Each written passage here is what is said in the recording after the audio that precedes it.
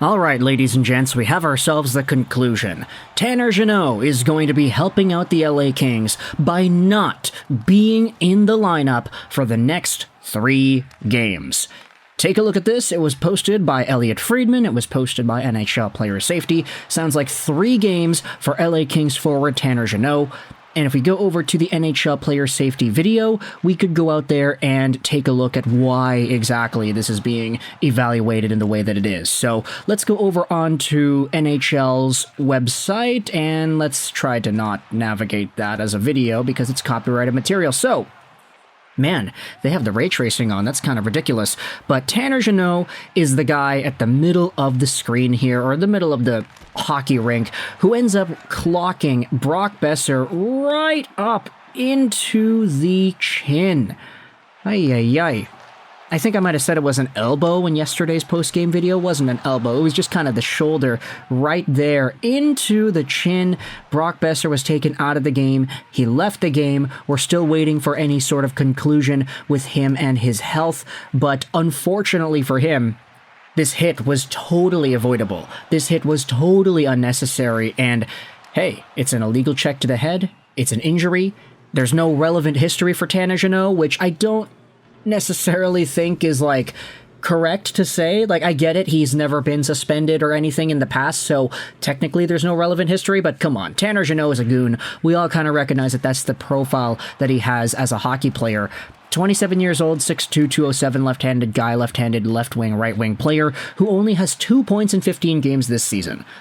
Really. He had one good season back in 21-22 with the Predators, 41 points, 24 goals, and 130 penalty minutes in the full season. He was playing in the ECHL just 1 year prior. How crazy is it that a guy who at the time was 24 years old went from the ECHL to having a 20-goal NHL season in the span of a calendar year?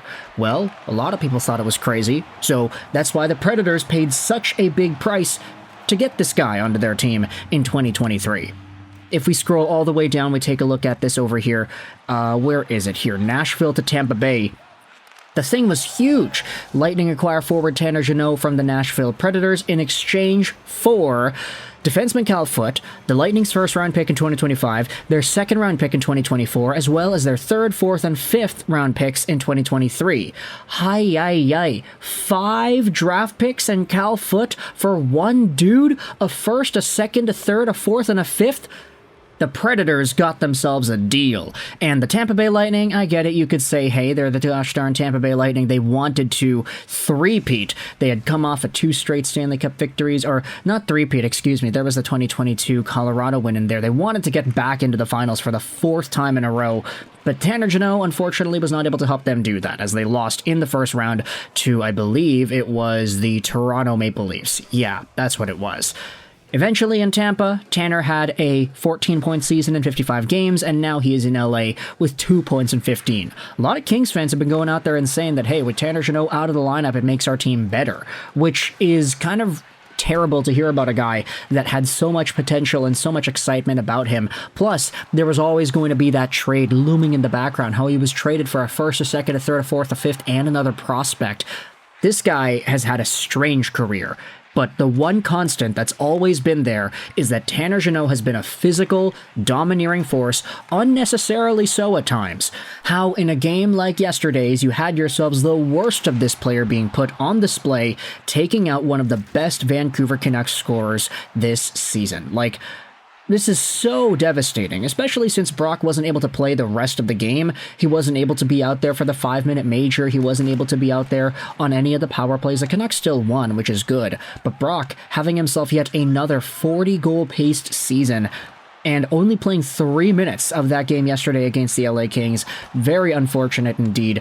I think a lot of Canucks fans are going to be feeling the loss here with Brock, especially as JT Miller hopes to find more connection and chemistry with other guys on the team that are not Brock Boeser. So let me know your thoughts in the comment section below about Tanner Jeannot getting his suspension upheld. It is a 3-game suspension. I also wanted to say one more thing about this Tanner Jeannot situation. I saw a lot of people going onto Jeannot's Instagram after the entire thing happened.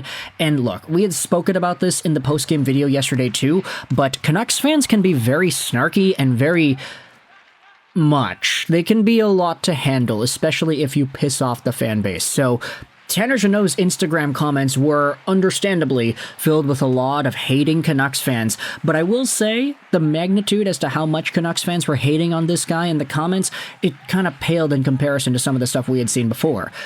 We said this yesterday, but nobody was wishing death upon Tanner Jeannot's dog. Nobody was saying vile things about him or his family. They were just talking about how he's a bum and this and that, just kind of like locker room talk. Didn't go too far over the line in this situation. So I will at least applaud Canucks fans for holding their tongues a little bit compared to prior situations with Tanner Jeannot.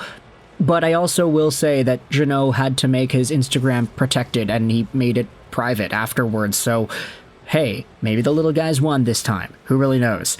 Anyways, all we can do at this point is wish for the best for Brock Boeser. All we can do is wait and see how the LA Kings are going to respond and how they're going to perform heading into the next few games. I'd say if you want to talk about replacements, we've been seeing guys like Samuel Fagimo's name get tossed in there, whether or not some other wingers throughout the Kings organization could maybe take themselves a bigger step. Let's actually look at that. We have a few more minutes before this video hits 8 minutes. Let's see what the tail of the tape is there. Roster, depth chart. I think depth chart is the proper one to go out there and look at. Yeah, depth chart or in the system. I'm not necessarily too sure. Okay, so other wingers that the Kings have at their disposal outside of Tanner Jeannot. Samuel Fagimo is here. He is a guy. Andre Lee was already playing a little bit. Silayev, no, he is injured. Martin Kromiak, that's an interesting one. Liam Greentree, a lot younger of a player, of course, though he's not really an option at this point. Yeah, I guess maybe Fagimo is the default answer, unless you wanted to take one of these centers and move them to the wing. It'd be cool to see Glenn Gawdin get himself a chance, or Tyler Madden, Sam Helenius as well. I don't know, you can let me know your thoughts in the comment section below. If you are an LA Kings fan, what are your thoughts about who is going to replace Tanner Jeannot in the lineup? You take a look at the Ontario Reign. This Samuel Fagimo has been doing pretty well. He was over a point per game last season. Very good season there for him. And this season he is tied with Tyler Madden and Gawdin as the top guys on the team in points. Tyler Madden, though, man, I would love to see him get some sort of an NHL look. But of course, I'm just kind of biased because I love my former Vancouver Canucks prospects. Yeah, Tyler Madden, Ontario Reign. Has he played in the NHL yet? No, he hasn't, and he's 25 years old already. Man, it's been such a long while for Tyler Madden in the NHL prospect development system. But anyway, whether it's him, whether it's Fagimo, we'll wait and see what happens with the LA Kings and their lines. Let me know your thoughts in the comment section below. If you're a Canucks fan, how do you feel about Tanner Jeannot getting a 3-game suspension for hitting Brock Boeser? If you're a Kings fan, what are your thoughts on the situation as well? Oh man, terrible hit. Terrible, terrible hit. Thoughts in the comment section below. I hope you enjoyed this video. And bye.